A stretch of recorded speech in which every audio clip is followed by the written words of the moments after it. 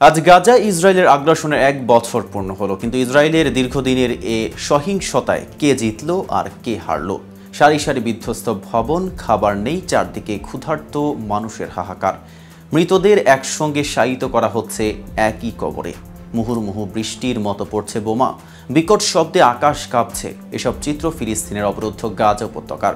আর এই বাস্তবতায় প্রশ্ন উঠছে, মানবিক বিপর্যয়, নিপীড়ন ও বঞ্চনার মধ্যে গাজায় কি যুক্তরাষ্ট্র সমর্থিত ইসরায়েল বিজয়ী হয়েছে? ফিলিস্তিনের প্রতিরোধ যোদ্ধা হামাস কি হেরে গেছে? এ নিয়ে বিস্তারিত থাকছে প্রতিবেদনের বাকি অংশে। আর কেটিভি গ্লোবাল চ্যানেল থেকে আপনাদের সাথে আছি আমি মেহেদি হাসান। ফিলিস্তিনের সশস্ত্র সংগঠন হামাসের যোদ্ধারা এখনও লড়াই চালিয়ে যাচ্ছেন।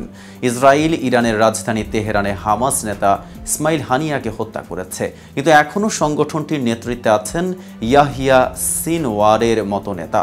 ধারণা করা হয় সিনওয়ার গাজাতেই আছেন। ইসরায়েল 1 বছরের লড়াইয়ে হামাসের হাতে থাকা অবশিষ্ট জিম্মিদেরও উদ্ধার করতে পারেনি। যুদ্ধবিরতির শর্তে গত নভেম্বরে হামাসই শতাধিক জিম্মিকে মুক্ত করেছিল। বাকি জিম্মিরা গাজায় থাকলেও ইসরায়েল তাদের উদ্ধার করতে পারছে না। গাজায় বাস্তুচ্যুত মানুষের সংখ্যা 19 লাখের বেশি, যা উপত্যকাটির মোট বাসিন্দার 90%। মোট জনগোষ্ঠীর অর্ধেকের বেশি বিপর্যয়কর খাদ্য সংকটের মধ্যে রয়েছে।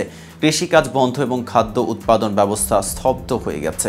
গাজায় ইসরায়েলের অব্যাহত হামলায় জাতিসংঘ সহ বিভিন্ন আন্তর্জাতিক সংস্থার অনেকে ত্রাণ সহায়তা কর্মীও নিহত হয়েছে। বৈশ্বিক দাতব্য সংস্থা অক্সফাম বলছে তাদের অন্তত 289 জন কর্মী নিহত হয়েছে, যা গাজাকে ত্রাণ কর্মীদের জন্য বিশ্বের সবচেয়ে ভয়ঙ্কর স্থান করে তুলেছে। গাজায় যুদ্ধে জড়ানোয় বড় ধরনের অর্থনৈতিক ধাক্কা খেয়েছে ইসরায়েল। সম্প্রতি আবারও তাদের ক্রেডিট রেটিংয়ে পতন হয়েছে। অর্থমন্ত্রী বেজালেল স্নোট্রিচ সিএনএনকে জানান, ইসরায়েলের অর্থনীতি চাপের মধ্যে থাকলেও স্থিতিস্থাপক ছিল। এখন লেবাননে যুদ্ধে জড়িয়েছে তেল আবিব। ইসরায়েলের কেন্দ্রীয় ব্যাংকের সাবেক গভর্নর কার্নিত ফ্লাগ বলেন, যুদ্ধ দীর্ঘতর এবং আরও তীব্র হলে এটি ইসরায়েলের অর্থনৈতিক কার্যকলাপ ও প্রবৃদ্ধিতে ব্যাপক প্রভাব ফেলবে। অর্থনৈতিক ক্ষতির পাশাপাশি ব্যাপক সামরিক ক্ষতিও দেখছে ইসরায়েল। টাইমস অব ইসরায়েল জানায়, গাজায় লড়াইয়ে ইসরায়েলের সামরিক বাহিনীর 726 কর্মকর্তা ও সদস্য নিহত হয়েছেন। তাদের মধ্যে 5 জন কর্নেল রয়েছেন, 66 জন পুলিশ কর্মকর্তারাও প্রাণ গেছে। এরপরও থেমে থাকেন ইসরায়েল। গত 1 বছরে তারা লেবানন, ইরান ও সিরিয়ায় একের পর এক হামলা চালিয়েছে।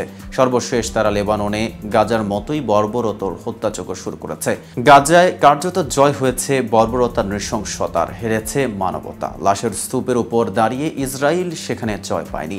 এ অবস্থায় ইসরায়েল হামলা শুরু করেছে লেবাননে। এটাকে গাজার ব্যর্থতা থেকে নজর অন্যদিকে সরানোর চেষ্টা হিসেবে দেখা হচ্ছে। কিন্তু সবকিছু ছাপিয়ে দ্রুত একটি যুদ্ধবিরতির দাবি জোরালো হচ্ছে, যা ঠেকাতে পারে পুরো মধ্যপ্রাচ্যের ধ্বংসকে। গাজায় আগ্রাসন বন্ধ হলে হিজবুল্লাহ আর ইসরায়েলে হামলা চালাবে না, ইরানও আক্রমণ যাবে না, প্রাণ বাঁচবে অসংখ্য মানুষের। আজ এ পর্যন্তই। সারা বিশ্বের নিত্য নতুন সকল আপডেট পেতে কেটিভি গ্লোবালের সাথেই থাকুন।